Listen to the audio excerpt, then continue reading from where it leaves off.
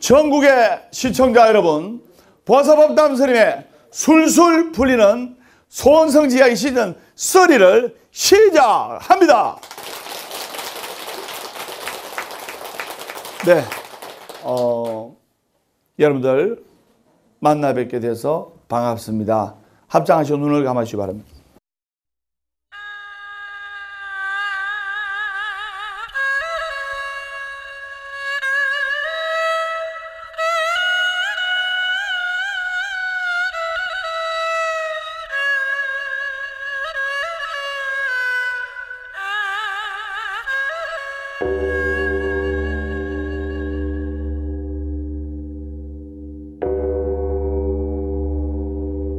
신묘장구 대다라니 남모라 다라다라 야야 나마알야 바로 기제 세바라야 모지사다바야 마하사다바야 마하가루니가야 옴살바바예수 다라나하가라야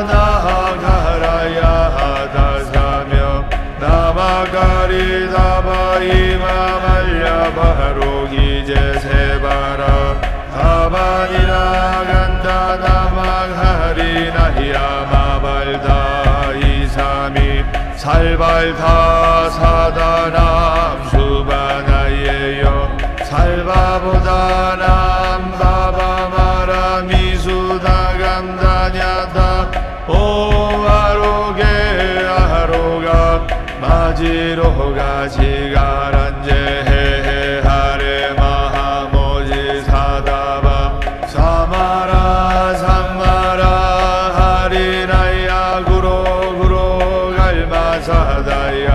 사다야 도로도로 미연제 마하미연제 다라다라 달인날에 세바라 자라자라 마라 민마라 암마라 몰제예 해로게 세바라 라미사미 나사야 나베삼미 삼미나사야 모하자라 미나사야 호로호로 마라 호로 하레 반남마 나바사라 사라 시리시리 소로소로 못자 못자 모다야 모다야 메다리 아니라 간타 간마사 날사남바라 하리나야 마하나사바 시다야 사바하 마하시다야 사바하 시다유에 세바라야 사바하 니라간다야 사바하 파라하 모카싱아 모카야 사바하 반남마하다야 사바하 차그라 욕다야 상가선나네 보다라야 사바하 마라하구타다라야 사바하 하바사간타니사 시체다 가리나이나야 사바하 야가하라 잘마하이바산나야 사바하 나모라 단나다라야야 바로 이제 세바라야 사바하 남모라 단나다라 야야 나마야 바로 이제 세바라야 사바하 남모라 단나다라 야야 나마야 바로 이제 세바라야 사바하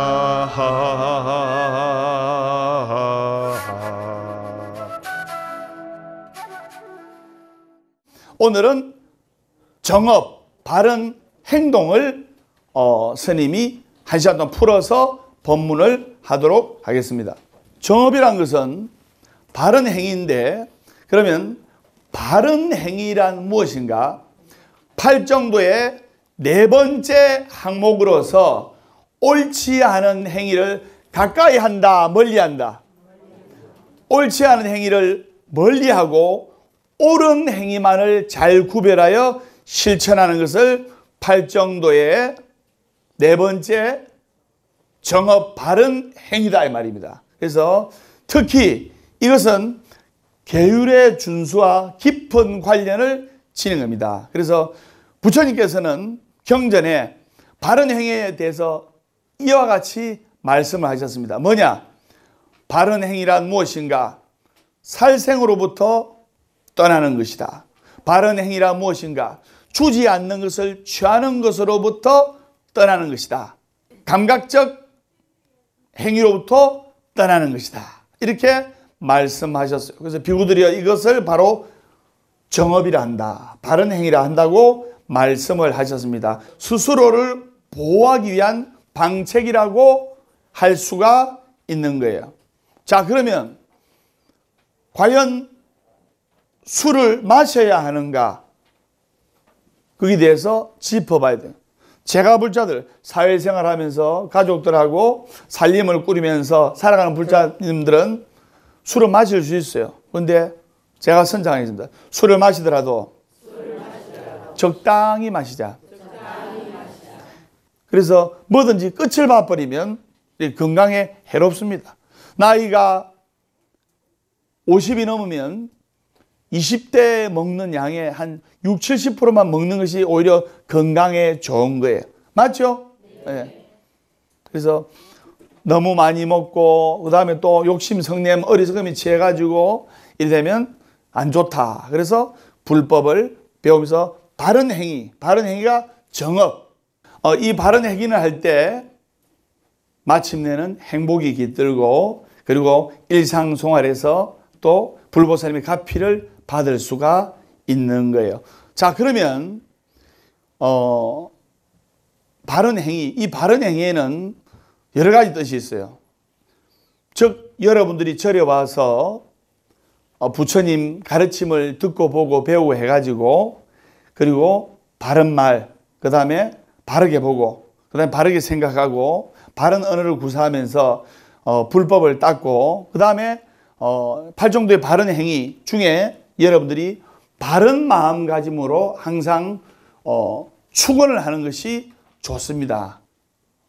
옛날에 한 25년 전에 실제로 있었던 이야기입니다. 저 경기도에 어느 이제 박보살님이라는 분이 계셨는데 이제 고등학교 선생님하고 결혼해가지고 25년 전에 고등학교 선생님하고 결혼했으면 시집 잘 간 거 아닙니까? 맞죠? 요즘도 선생님이 존경받는 직업 아닙니까? 맞죠? 예.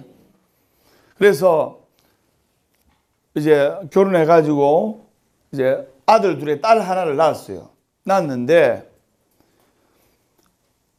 그 아들 둘에 딸 하나를 키우려면 선생님 한 분의 월급으로 이렇게 3명의 자식들, 그 다음에 시아버지, 시어머니, 남편, 본인, 그럼 7명이죠. 그 7명이 선생님 월급으로, 즉 남편의 월급으로 생활하기에는 너무나 부족한 거예요. 맞죠? 선생님 한 분의 월급으로 7명이 생활하려면 빠듯한 거예요. 25년 전에. 그래서 그 월급을 해가지고 쪼개가지고 이러니까 부처님 전에 공양을 올리고 싶어도 올릴 수가 없는 거예요. 그리고 그분이 제일 부러워했던 게 뭐냐면 여러분들 25년 전에 쌀 한 2가마면 큰 재산 아닙니까? 맞죠? 예. 절에 다니면 이제 자기가 다닌 절이 있었어요. 절에 다니면 쌀을 어떤 좀 여유 있는 보살님이 2가마 탁 올리고 그게 너무 부러운 거예요. 그래 올리면서 스님께서 축원해 주시고 그것도 쌀을 올린 분도 기도하고 이랬는데 그게 너무 부러운데 그 박봉의 월급으로 7명의 식구가 아버지, 어머니, 자식 3명, 그 다음 남편, 본인 7명의 식구가 생활하면 남는 돈으로 이렇게 뭐 쌀을 2가마, 3가마 올릴 수 있어요, 없어요? 불가능한 거예요. 그래, 그게 너무나 부러운 거예요. 그래서 부처님께 쌀 공양은 올리시고, 스님들께서 항상 하시는 말씀이 만구 효녀 심청이가 공양미 300석에 신봉사의 눈을 뜨게 했듯이 쌀 공양이 최고의 공덕이라고 이렇게 말씀을 하시고, 그 본문을 들었는데 올릴 수 있는 형편이 안 되는 거예요. 불가능한 거예요. 그래서 어떻게 했냐? 아침, 점심, 저녁 밥을 하는데 아침에 밥을 지으면서 쌀을 한 숟가락 딱 드러내고 부처님께 축원했어요. 부처님, 우리 가족들 건강하고 아무 탈 없이 잘 되게 해 주십시오. 또 점심 때 쌀을 한 숟가락 양이 안 좋으면 되잖아요. 쌀을 한 숟가락 올리면서 부처님, 우리 남편 학교 갔다가 오면서 또는 출퇴근하면서 운전하시는데 사고 안 나게 해주면서 아이들 공부 잘하게 해주십시오. 이렇게 또 하고, 또 저녁에 또 우리 가족들 별탈 없이 잘 되게 해주십시오 하면서 이렇게 하루에 3스푼씩 3숟가락씩 모았어요.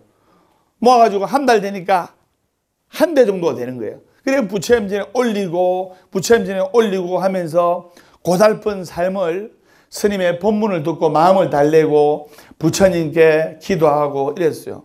우리 신만배 육서방보살님이 그 마음으로 거제도에서 쌀을 한 포대 들고 와서 이렇게 올리고 하니까 대박이 나지 않습니까?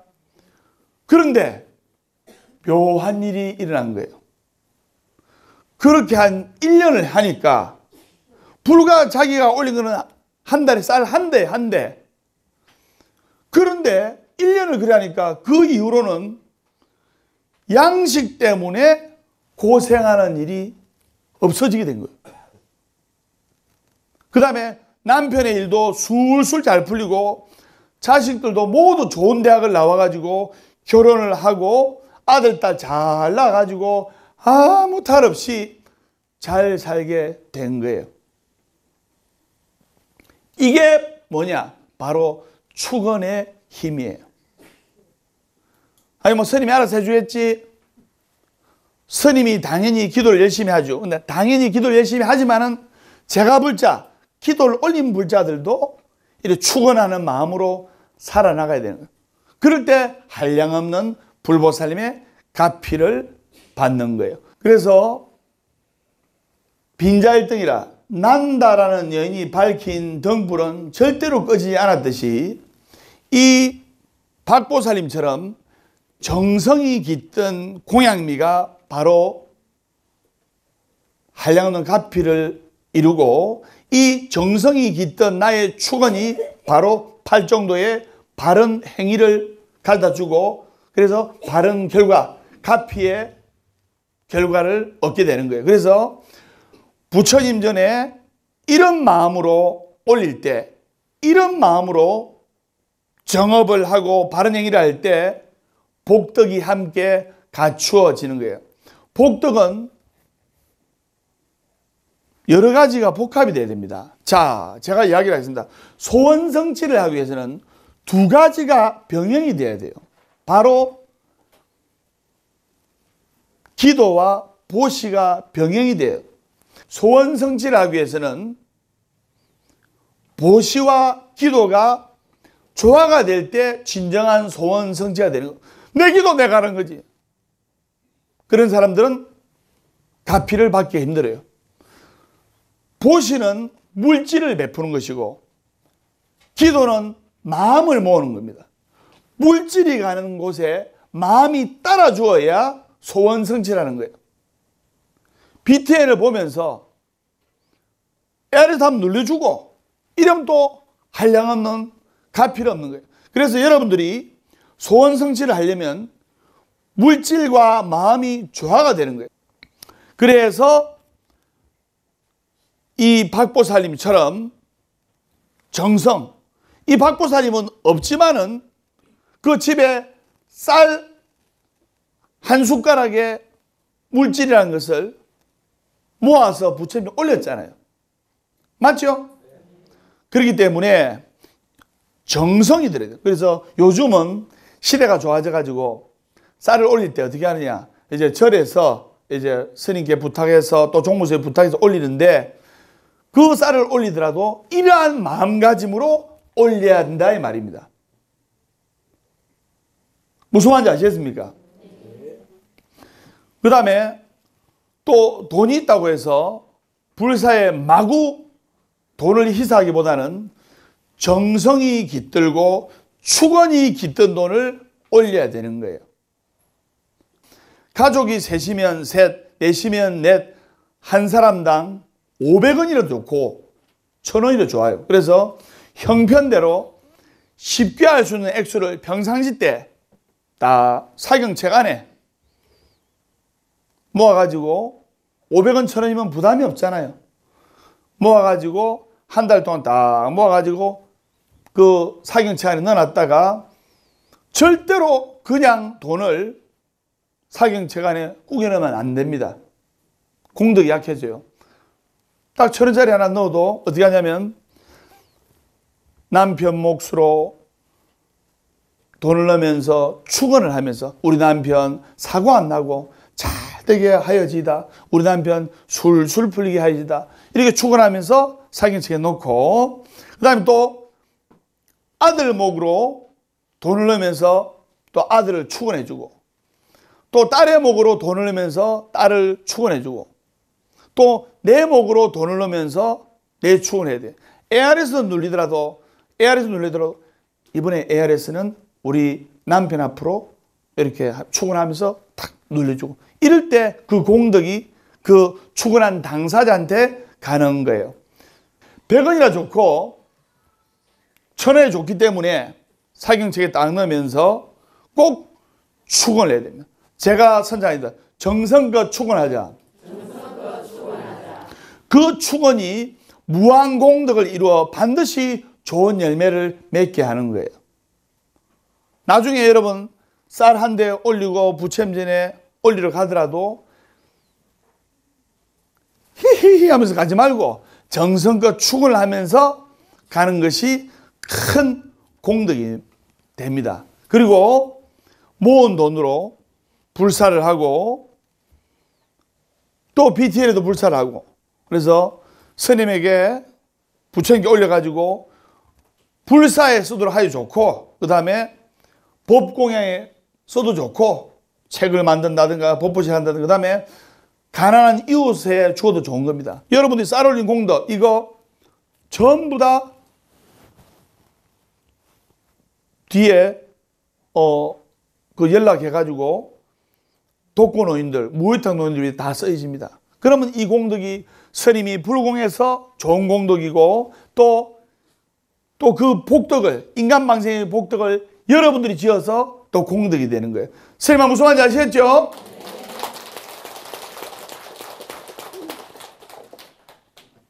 아까 박보살님처럼 스님도 오곡 중에 찹쌀 이거를 많은 양은 아니지만 간절하게 기도하고 간절하게 축원해서 여러분들께 나누어 드리는 거예요. 오곡을 사 먹어도 건강에 좋지만은 이거를 같이 축원하고 기도하고 여러분 오늘 마음속으로 축원했죠? 네. 마음속으로 스님하고 기도했죠? 네. 그럼 이거를 받아가지고 집에 가서 좋은 날 아침에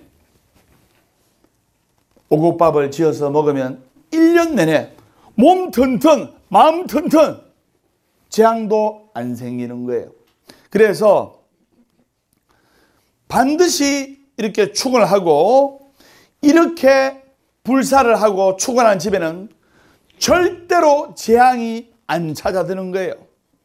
그리고 절대로 실패도 안 하는 거예요. 마음가짐이 틀렸고 실천이 틀렸을 때는 재앙의 파도가 거세게 일어나지만 올바른 마음가짐으로 올바른 행위, 정업, 바른 행위를 하는 사람에게는 절대로 파도가 일어나지 않는 거예요. 집에서 스님한테 숙제 받아가지고 독경, 사경, 절, 연불 할 때도 절대로 축원하는 것을 잊으면 안 되는 거예요. 밥을 먹을 때도, 남편, 아들, 딸 밥 지을 때도, 그 다음에 빨래할 때도, 설거지할 때도. 자, 예를 들어 보겠습니다. 남편, 아들, 딸 앞으로 밥 짓는다. 아침에 밥 드렸죠? 예. 그럼 밥을 딱 지을 때, 밥을 지을 때도, 아이고, 이놈인가, 월급도 작게 준대, 막, 아유, 짜증나면서, 대충 묵고 가지 하면서, 이렇게 하면 공덕이 안 돼. 근데, 사람은 기가 있는 거예요. 축원을 하면서, 내가 정성껏 지은 밥을 우리 남편 묵고, 우리 아들, 딸 묵고, 아무 탈 없이 건강하고 술술 풀리게 해 주십시오. 이렇게 축원을 하고 밥을 지으면 그 밥이 보약이 되는 거예요. 보약이. 왜 법담 스님이 건강합니까? 법담 스님이 각각 등보채 소원성치 만사형통 이렇게 간절하게 축원한 쌀로 스님이 먹고 기도하기 때문에 이렇게 몸 튼튼 마음 튼튼 이렇게 건강한 거예요. 그래서 여러분들이 이 올바른 마음가짐으로 올바른 행위, 바른 행위를 하면서 축원하면 그 공덕은 한량이 없는 거예요. 선생님 무슨 말인지 아시겠죠?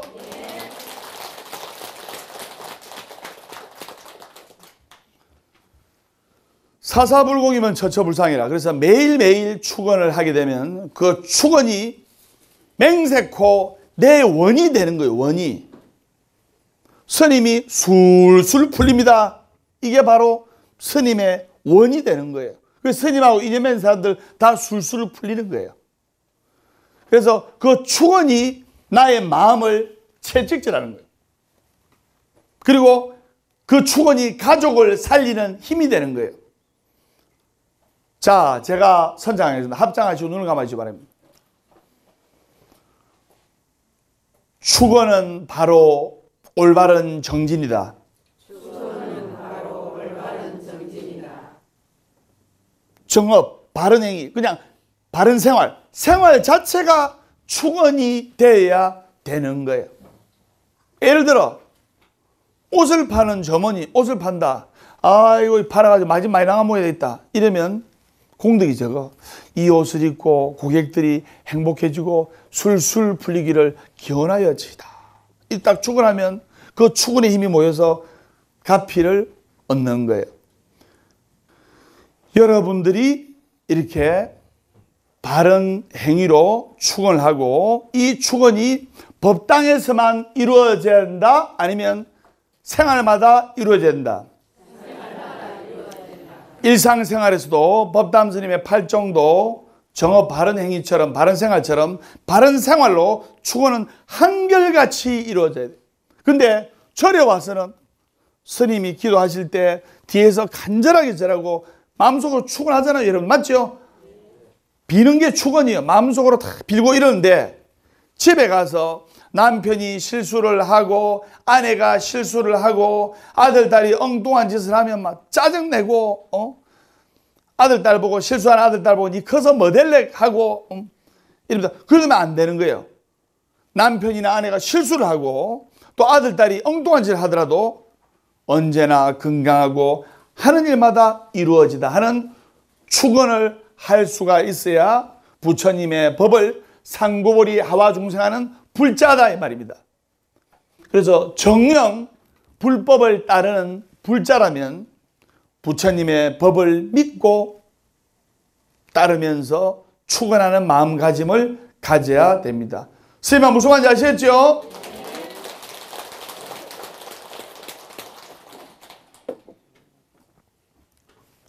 그래서 이 축원의 공덕으로 여러분 전국의 시청자 여러분 아들 딸들 잘 되기를 기원하겠습니다. 그리고 2019년 양력 2월 24일 일요일 날 진화해수욕장으로 관광버스 50대가 이제 정월 방생을 갑니다. 그래서 이 정월 방생을 가면 이 공덕이 한량이 없어요. 그래서 정월 달에 한 해를 채가는 첫 달에 공덕을 짓고 죽어가는 미물을 살려주면 그 부처님의 공덕은 이루 말할 수가 없기 때문에 천국의 불자들이 1000명이 넘는 불자들이 진화해수욕장에 모여가지고 방생도 하고 용왕기도도 하고 여러분 용왕 먹이면 좋다는 말 들어봤죠? 예, 기도도 하고 이렇게 하니까 전국 불자님들의 많은 동참 바랍니다. 그래서 법담선생님 그날은 특별히 5분의 스님들하고 모여서 기도도 하고 바라춤도 추고 나비작도 또 직접 올리고 합니다. 그래서 참고사항 있으시 바랍니다. 그래서 여러분들이 팔정도의 정업, 바른생활, 이 바른생활이 추구라는 생활, 추구라는 마음가짐이 그냥 습관화돼야 되는 거예요. 그래서 여러분 사경할 때 앞에 축원하는 란이 있잖아요. 여러분 소원 적는 란. 딱 사경하면 사경 잘하시대. 사경 앞에 딱 할 때 예, 우리 딸이 잘 되기를 부처님께 기원합니다. 딱 하고 그래가 사경 하면 되는 거예요. 그래서 자 거기에 관한 축원에 관한 이야기를 한 가지 더 할까 합니다. 일제 강점기에 있었던 이야기인데 지금의 경상북도 김천시 구성면 온팽이 마을에서 농사를 짓고 살았던 김재선이라는 사람이 있었는데 편모설화에서 정말 편모설화에서 자란 오남매 중에 장남으로 효심이 엄청나게 깊었어요. 근데 어머니가 갑자기 돌아가셨어요. 편모란 것은 아버지는 일찍 돌아가시고 어머니 밑에서 자랐다는 뜻 아닙니까? 그래서 편모설화에서 자란 오남매 중 장남으로 효심이 매우 깊었는데 근데 어머니가 갑자기 돌아가셔서 비통한 마음으로 장례를 치르게 된 거예요. 근데 그로부터 한 얼마 뒤에 집에서 기르고 있던 암캐가 새끼를 베가지고 강아지 4마리를 낳았어요. 그래서 한 마리가 유독 이쁘고 잘생겨 그 강아지 4마리를 낳았는데 3마리가 쏜놈이고 1마리가 암놈이었는데 유독 그 암놈이 이쁘고 귀여운 짓을 잘하고 잘생겨 가지고 그 김재선이 사람이 그 암놈을 강아지를 너무나 이뻐하고 데리고 다닌 거예요. 근데 어느 날 밤 꿈에 그 김재선 씨의 꿈에 돌아가신 어머니가 나타나 가지고 이렇게 이야기를 한 거예요. 내 아들 재선아, 네가 평상시에 이뻐하고 니를 잘 따르던 그 강아지 암놈이 바로 이 애미의 환생이란다. 내가 생전에 못한 소원 2가지가 있어가지고 극락으로 환생도 못하고 미리 남아가지고 너희 집에 강아지로 태어났으니 못다 이런 소원을 꼭 이루어지기 바란다. 그러니까 꿈속에서 김재선이가 어머니 그 소원이 무엇입니까? 그러니까 첫 번째 소원은 이제 일제강점기 때 이야기니까 일제강점기 때 이야기면 서울에서 부산하는 철도 쉽게 못합니다. 맞아요, 맞아요. 그래서 서울에서 부산하는 철도가 생겼는데 그 철도가 생긴 지 오래됐는데도 내가 너희 오남매를 기르느라 이 기차를 한 번도 타보지 못했다. 기차 한 번 타는 게 소원이다. 기차를 한번 태워다오. 이랬어요. 그러니까 그 김재선이가 어머니께 절을 하면서 어머니 제가 그 소원 들어드립니다. 이 꿈속에서 이야기를 한 거예요.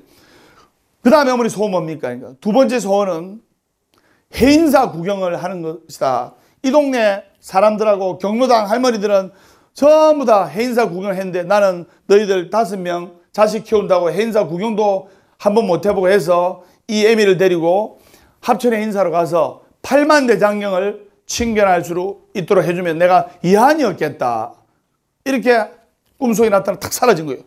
김재선이가 꿈을 깼는데 꿈속에 부탁했지만은 어머니의 간곡한 부탁을 들어서 이 꿈대로 꼭 해드리고 싶은 거예요. 어머니의 환생이 지가 이뻐하는 강아지 암놈이라 했죠. 그 다음 날부터는 강아지 이 암놈을 보고 어머니 하면서 어머니 식사하셨나요? 이렇게 했는데 그 강아지를 안고 이제 김천역으로 갔어요. 가가지고 영동역으로 가는 기차표를 산 뒤에 기차를 타기 위해서 딱 기차를 기다리는데 개 데리고 기차 탈 수 있어요? 없어요? 여러분 개 데리고 KTX 타봤어요? 못 타봤죠? 쫓기나 합니다. 그 강아지 데리고 기차를 타려니까 철도역 직원이 나타나고 안 됩니다 이거. 기차에 걔 못 태웁니다. 그러니까 그 아들내미가 사정이 있어가지고 제가 이 걔랑 꼭 타야 됩니다. 이렇게 옥신각신하고 있을 때 그 강아지가 김재선이 보면서 쏙 빠져나와가지고 지 혼자 정차한 기차를 탄 거예요. 타면서 쏜사같이 기차로 들어가지고 요래 뛰다니고 저래 뛰다니고 의자에도 앉아보고 창문도 발로 팍 긁었다가 사방을 온데 두루 살펴보고 이래가지고 다시 깡충 뛰내려가지고 김재선 보면 다시 안기는 거예요. 그 김재선은 어머니라고 생각하는 강아지를 기차 타고 몇 시간 이렇게 나들이도 하고 창문 너머로 구경도 시켜드리고 하고 싶었는데 그래 못했잖아요. 아쉬운 마음이 있어요 없어요? 아쉬운 마음이 있는 거예요. 아쉬운 마음이 있지만은 오히려 강아지는 너무너무 좋아하는 거예요. 그 다음에 두 번째 며칠 뒤에 그 김재선이가 강아지를 안고 어머니 합천의 인사 구경시켜 드리겠습니다. 해서 강아지 안고 이제 합천의 인사로 향하게 된 거예요. 합천의 인사로 향했는데 해인사는 무슨 사찰? 법보 사찰이기 때문에. 왜? 팔만대장경, 부처님의 가르침이 녹아있는 팔만대장경이 있는 법보 사찰이기 때문에 그 팔만대장경을 보러 전국의 불자들이 인산이 된 거예요. 팔만대장이 한 번 보면 부처님 한 번 챙겨난 건 다름이 없는 공덕이에요. 그래서 사람들이 가는데 걔가 그거 들어갈 수 있어 없어요? 또 철도 직원한테처럼 요 종무소 관계자들한테 이렇게 꾸지람 당해 쫓겨나면 걱정하고 있을 때 이제 사람들이 들어갔다 나왔다 문이 열릴 거 아닙니까? 그때 또 강아지가 김재선 품에 나와서 펄딱펄딱 뜯으면 해인사 팔만대장경 보관된 장경 안으로 딱 들어가다가 오늘 깡깡깡 요래 쳐다보고 저래 쳐다보고 하면서 한 30분 구경하다가 쑥 나온 거예요. 다시 김재선 품에 탁 끼고 어쨌든 자기가 정중하게 어머니를 모시고 가면서 구경시켜 드리고 싶었지만 그렇게 할 수 없는 상황에 그 강아지가 자기 혼자서 구경 다 하고 온 게 한편은 다행이라 생각했어요. 그래서 어머니 가시죠 이래가지고 돌아갔는데 그 기차도 태워드리고 그리고 팔만대장경도 보여드리고 했는데 그 강아지가 이틀 후에 갑자기 죽어버린 거예요.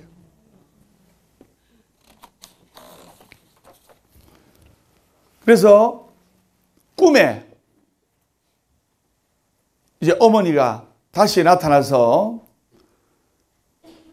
아들아, 왜 어머니 갑자기 어머니의 환생이 강아지가 죽어버렸던데요. 하니까 네가 내 소원을 풀어준 덕분에 내가 모든 사바세계 이승의 미련을 풀고 극락에 가게 되었다. 재선아, 내가 너희 오남매를 키울 때 너는 장남이었지만 오로지 내가 배우지도 못하고 가방끈도 짧고 제대로 못 먹고 있지만 내 아들, 딸한테만큼은 내 잘못이 내 아들, 딸한테 불행이 되어서는 안 되겠다. 내 잘못이 내 아들, 딸한테 누가 되어서는 안 되겠다는 마음으로 살았다.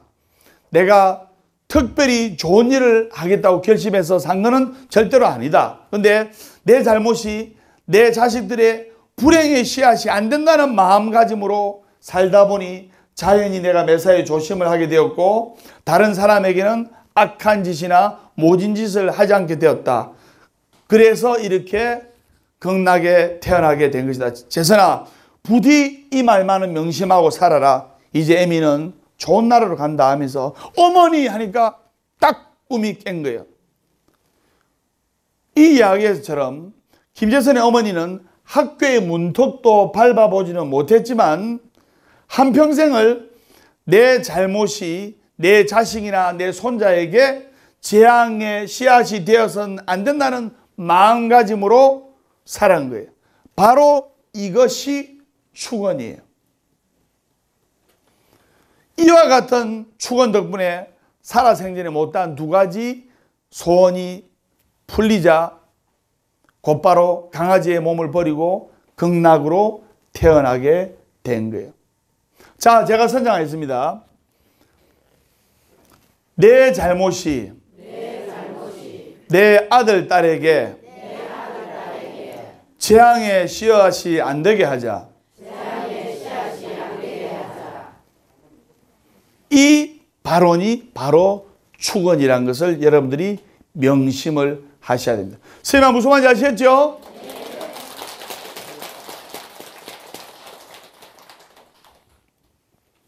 그래서 법담 스님은 항상 아이고 스님하고 인연 맺은 모든 불자들 술술 풀리기 이렇게 합니다. 술술 풀리기 이렇게 합니다. 술술 풀리는 것마치 좋은 게 어디 있습니까? 그래서 그런데 우리들은 어떻습니까? 우리 아들, 딸에게 불행의 씨앗이 되는지만은 결코 하지 않겠다는 원을 간직하면서 살고 있어요. 별 생각 없이 살잖아요. 솔직히 말해서.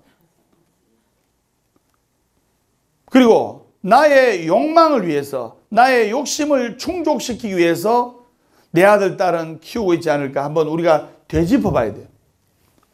왜 내 아들하고 내 딸하고 맞춰 있습니까? 나는 못 배웠으니까 내 아들, 딸은 무조건 많이 배워야 되고, 내 몸에서 나온 내 아들, 내 딸이라도 가치관이 다르고 좋아하는 게 다르고 생각이 달라요. 근데 이 엄마 뜻에 따라야 돼요. 이 욕심에 맞추려고 하니까 아들과 딸과 엄마와 마찰이 생기고 아들과 딸과 부모와 마찰이 생길 수가 있는 거예요. 과연 나의 욕망 충족을 위해서 아들, 딸을 키우고는 있지는 않을까 되짚어 봐야 되고, 한 생의 편안함과 생존 수단으로 부부가 되어 살려고 하면 안 됩니다. 부부도 요즘 보면 너무나 계산적이에요. 뭐냐? 결혼할 때 제가 주례를 많이 봤습니다. 주례를 많이 보는데, 그래서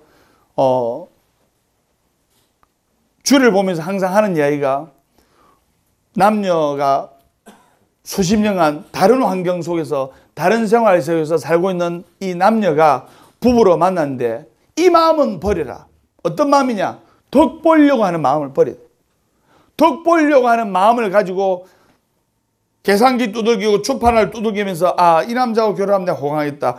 이 여자랑 결혼하면 내가 호강하겠다. 이런 덕 보려고 하는 마음으로 계산으로 결혼했다가 막상 결혼하니까 결혼이라는 것은 남편의 희생, 아내의 배려, 서로 희생의 배려와 봉사하는 마음이 깃들어져 있는 거예요. 아이고 불쌍한 우리 남편, 내 동생 같은 남편, 이런 엄마의 마음으로, 또는 아이고 불쌍한 내 아내, 측은지심, 동생 같은 마음으로, 이런 마음으로 서로가 측은지심으로 대할 때 그 부분은 발전이 있는 거예요. 그런데 덕 보려고 하다 보니까 결혼해서 막 사니까 덕이 안 봐지거든. 그러니까 갈등이 오는 거예요. 그래서 법당의 부처님 앞에서는 가족을 위해서 열심히 기도하면서 집에서는 남편, 아내,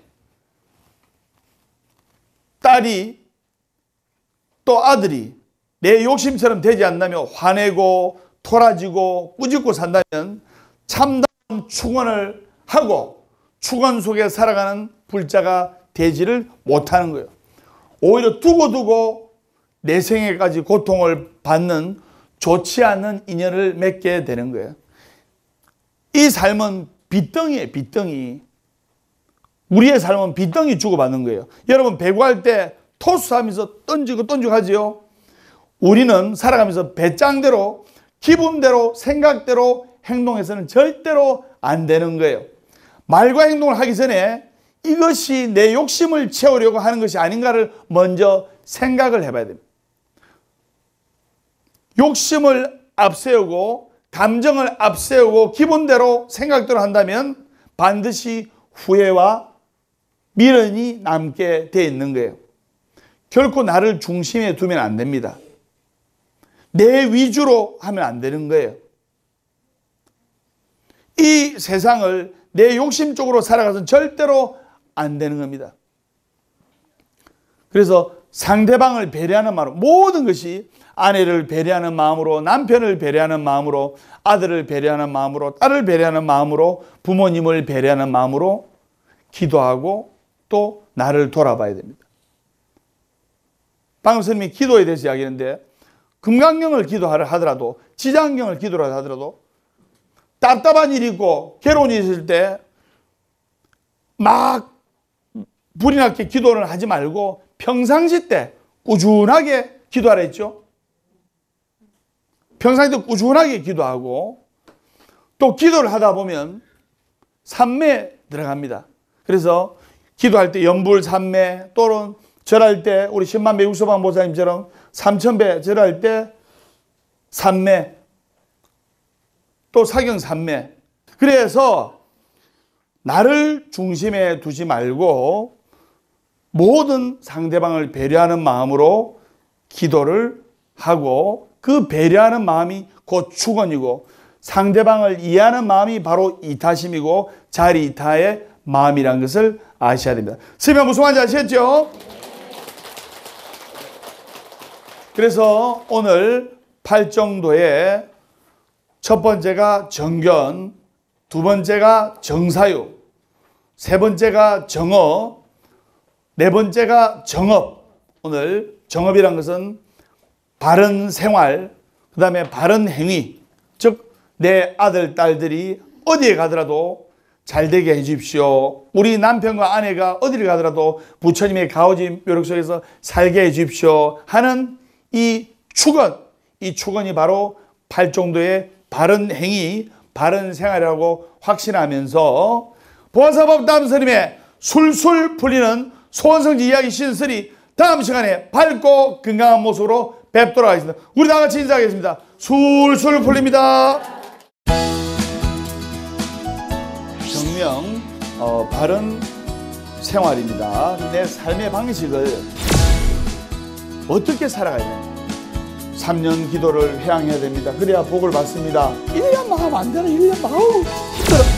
포기하지 않고 기도하고 열심히 정진하면 구름 뒤에 태양을 보게 되는 거예요. 쨍하고 해뜰 날 돌아온단다. 이런 날이 있다는 것을 아시면서